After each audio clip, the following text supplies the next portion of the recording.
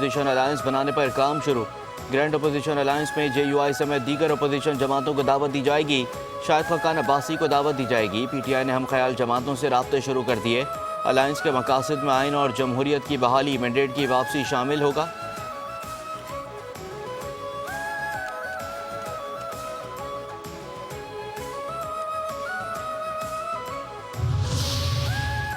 Supreme Court میں chief justice of Pakistan justice Yahya Afridi کی زیر صدارت جوڈیشل کمیشن کا اجلاس۔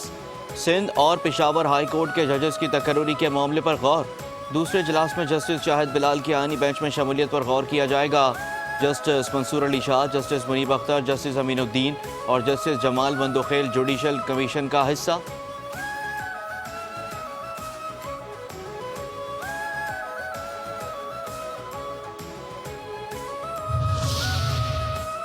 اسلام آباد ہائی کورٹ بار کے صدر نے بھی جسٹس منصور علی شاہ کے خط کی حمایت کر دی۔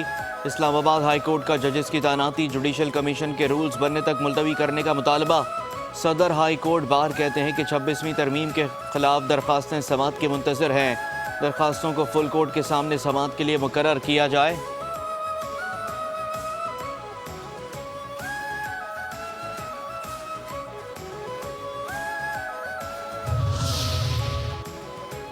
PTI رہنما یاسمین راشد کا chief justice of Pakistan justice Yahya Afridi کو خط۔ 26 نومبر کے واقعے کی مکمل تحقیقات کے لیے عدالتی کمیشن قائم کرنے کی اپیل۔ خط میں کہا کہ 26 نومبر وہ دن تھا جب پاکستان میں تمام انسانی حقوق اور اقدار کو کچلا گیا۔ اگر حقائق پر مبنی تحقیقات نہ کی گئیں تو تاریخ ہمیں کبھی معاف نہیں کرے گی۔ جو ظلم کے ذمہ دار ہیں ان ظالموں کو بے نقاب کیا جائے اور سزا دی جانی چاہیے۔ پاکستان اس وقت انسانی حقوق کے حوالے سے اپنے بدترین دور سے گزر رہا ہے۔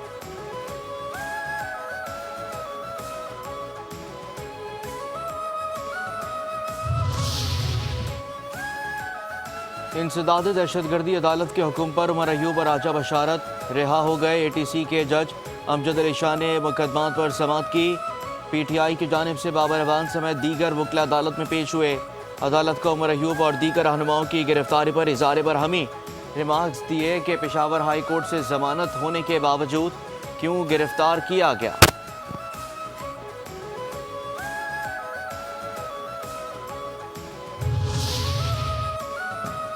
راولپنڈی کی احتساب عدالت میں 190 ملین پاؤنڈ ریفرنس کی سماعت۔ بشرا بی بی کو آئندہ سماعت پر گرفتار کر کے پیش کرنے کا حکم۔ احتساب عدالت کے جج ناصر جاوید رانا نے اڈیالہ جیل میں بانی PTI اور بشرا بی بی کے خلاف ریفرنس کی سماعت کی۔ بشرا بی بی بھی آج عدالت میں پیش نہ ہوئی۔ سماعت 9 دسمبر تک ملتوی۔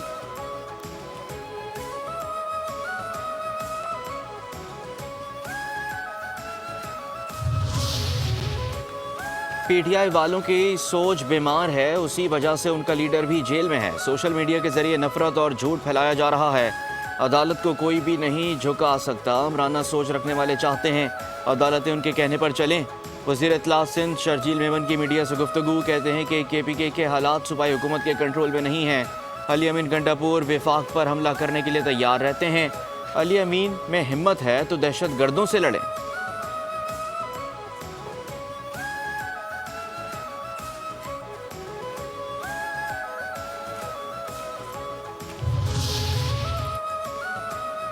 پانی کے معاملے پر وفاق اور صوبوں کو مل بیٹھ کر متفقہ فیصلہ کرنا چاہیے۔ سندھ کے ساتھ ناانصافی نہیں ہونی چاہیے۔ PP رہنما اغس راج دورانی کے احتساب عدالت کے باہر میڈیا سے گفتگو، کہتے ہیں کہ ہمارے پارٹی کے بانی پھانسی پر چڑھ گئے۔ محترمہ بینظیر بھٹو شہید ہو گئیں۔ آصف زرداری کئی سال جیل میں رہے۔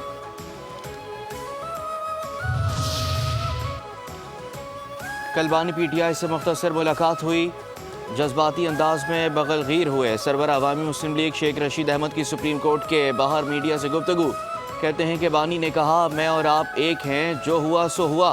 میں نے بتایا 40 دن کے چلے میں مجھ پر کوئی تشدد نہیں کیا گیا۔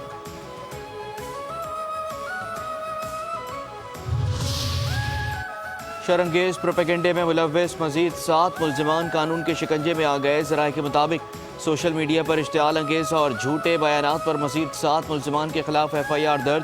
ملزمان سوشل میڈیا کے ذریعے ریاست مخالف پروپیگنڈا اور جھوٹا بیانیہ پھیلا رہے تھے۔ ملزمان کو جلد گرفتار کر کے سخت قانونی کارروائی عمل میں لائی جائے گی۔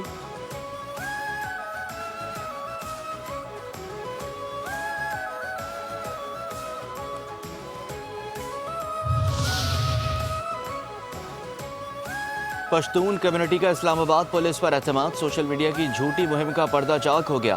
سوشل میڈیا پر اسلام آباد پولیس کے خلاف چلانے والی جھوٹی کیمپین کا پردہ فاش ہو گیا۔ اسلام آباد پولیس پر پشتونوں کو ہراساں اور تنگ کرنے کا جھوٹا پروپیگنڈا دم توڑ گیا۔ اسلام آباد میں مقیم پشتونوں کے بیانات سے پولیس کے حق میں حقیقت کا انکشاف۔ پشتون مزدور نے کہا کہ 15 سال اسلام آباد میں ہو گئے، پولیس بہت تعاون کرتی ہے۔ لوور دیر کے بخزادہ نے کہا آج تک مجھے پولیس نے تنگ نہیں کیا۔ مردان سے تعلق رکھنے والے دکاندار نے بتایا اسلام آباد پولیس کا رویہ مثالی ہے۔ اسلام آباد پولیس آفیسر کا کہنا ہے کہ پشتونوں کے خلاف کریک ڈاؤن سے متعلق خبروں کا حقیقت سے کوئی تعلق نہیں ہے۔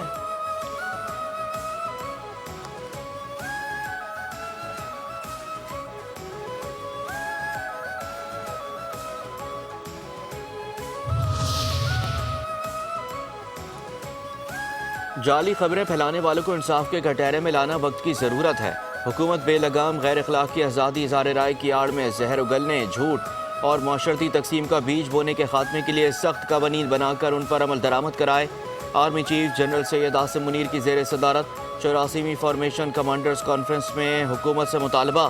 کور کمانڈرز کانفرنس میں اسلام آباد احتجاج کے دوران پاک فوج کی تعیناتی پر پروپیگنڈے کی شدید الفاظ میں مذمت کی گئی۔ فوج مخالف پروپیگنڈے پر اظہار تشویش۔ فورم نے اسلام آباد میں حالیہ پرتشدد مظاہروں میں جام شہادت نوش کرنے والے سیکیورٹی اہلکاروں کو زبردست خراج عقیدت پیش کیا۔ فورم نے دہشت گردوں بالخصوص فتنۃ الخوارج کی جانب سے پاکستان کے خلاف افغانستان کی سرزمین کے بے درخت استعمال پر بھی تشویش کا اظہار کیا۔ بھارت کی جانب سے مقبوضہ جموں و کشمیر میں جاری انسانی حقوق کی خلاف ورزیوں کی مذمت کی۔ کشمیری عوام کے لیے پاکستان کی غیر متزلزل سیاسی، سفارتی اور اخلاقی حمایت کا اعادہ کیا۔ شرکا نے فلسطینی عوام کے ساتھ اظہار یکجہتی بھی کیا۔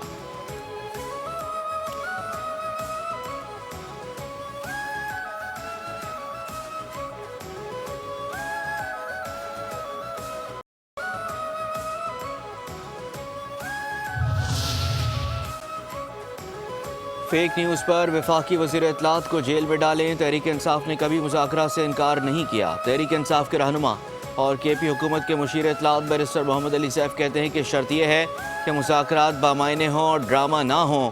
احتجاج کے دوران بھی ہم مذاکرات کر رہے تھے۔ آئین کے دائرے میں قانون کا نفاذ کرنا ہے تو ہم ساتھ دینے کے لیے تیار ہیں۔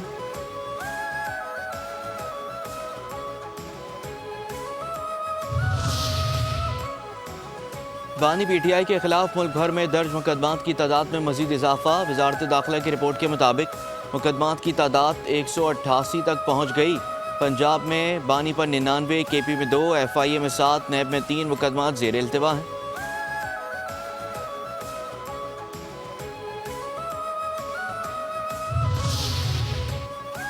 چیف جسٹس یحییٰ آفریدی 8 دسمبر کو کراچی پہنچیں گے۔ چیف جسٹس یحییٰ آفریدی 9 دسمبر کو گوادر جائیں گے۔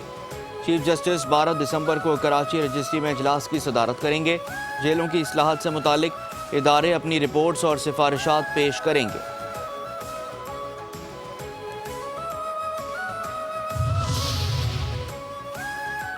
لاہور ہائی کورٹ کا مارکیٹوں کے اوقات کار 10 بجے کرنے پر اظہار ناراضی۔ جسٹس شاہد کریم نے تدارک اسموک سے متعلق شہری ہارون فاروق اور دیگر کی جانب سے دائر درخواستوں پر سماعت کی۔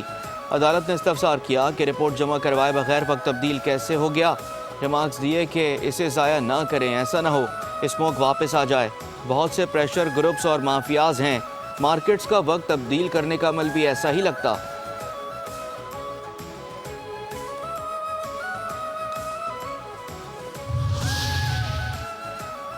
کراچی کے حالات بہتر ہیں، معیشت بہتر ہو رہی ہے۔ ایم کیو ایم کہہ رہی ہے کہ کراچی کو تباہ کر کے رکھ دیا۔ ایم کیو ایم سے پوچھیں کہ کراچی کو تباہ کس نے کیا ہے۔ وزیر بلدیات سندھ سعید غنی کی میڈیا سے گفتگو، کہتے ہیں کہ ایم کیو ایم تمام چیزوں کی ذمہ دار ہے۔ کے ایم سی، کے ڈی اے سمیت دیگر ادارے کس نے تباہ کیے؟ ان اداروں کی بربادی کا آغاز دیکھیں تو ایم کیو ایم کا چہرہ نظر آئے گا۔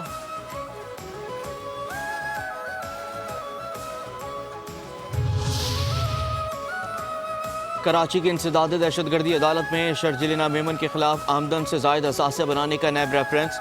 نیب رپورٹ کے مطابق شرجیل میمن نے 551 کے غیر قانونی اثاثے بنائے۔ وکیل صفائی نے دلائل میں کہا کہ 50 کروڑ سے کم مالیت کا کیس نیب کورٹ میں نہیں سنا جا سکتا۔ عدالت نے ریمارکس دیے کہ نیب قوانین میں تبدیلی کے بعد ریفرنس نیب کورٹ کے دائرہ سماعت میں نہیں آتا۔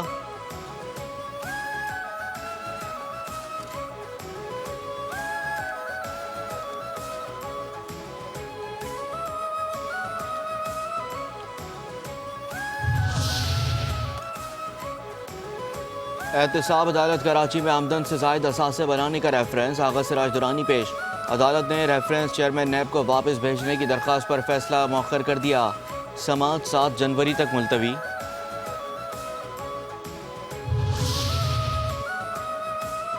بینک حوصلہ رکھیں، حکومت نہیں نجی شعبہ کاروبار کرے گا۔ نجی شعبے کا ملکی معیشت میں اہم کردار ہے۔ حکومت نجی شعبے کی حوصلہ افزائی کر رہی ہے۔ زر مبادلہ کے ذخائر 2.5 ماہ کی درآمدات کے لیے کافی ہیں۔ وفاقی وزیر خزانہ محمد اورنگزیب کا تقریب سے خطاب، کہتے ہیں کہ عدالت میں جانے سے پہلے اداروں کی بحالی کے لیے اقدامات کریں۔ قرض نفاذ، دیوالیہ اداروں کی ملکیت کے قوانین کے اطلاق کی ضرورت ہے۔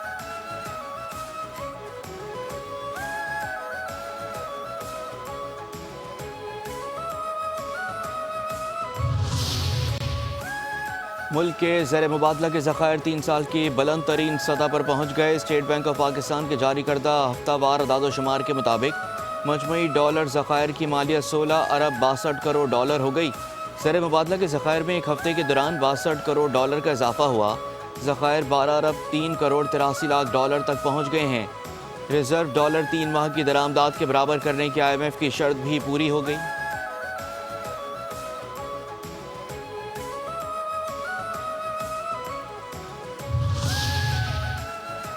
جب تک ملک میں سیاسی انتشار ہے حالات ٹھیک نہیں ہو سکتے۔ معاشی صورتحال کا ملکی پالیسی سے کوئی تعلق نہیں ہے۔ آج پاکستان کی لیڈرشپ کا امتحان ہے۔ سابق وزیر اعظم شاہد خاقان عباسی کی میڈیا سے گفتگو، کہتے ہیں کہ عہدوں کو چھوڑ کر آج ملک کے مفاد کو سامنے رکھنا ہوگا۔ حکومت اور اپوزیشن ایک دوسرے کے سامنے کھڑے ہیں۔ اپوزیشن کو پارلیمان کے اندر رہ کر بات کرنی ہے۔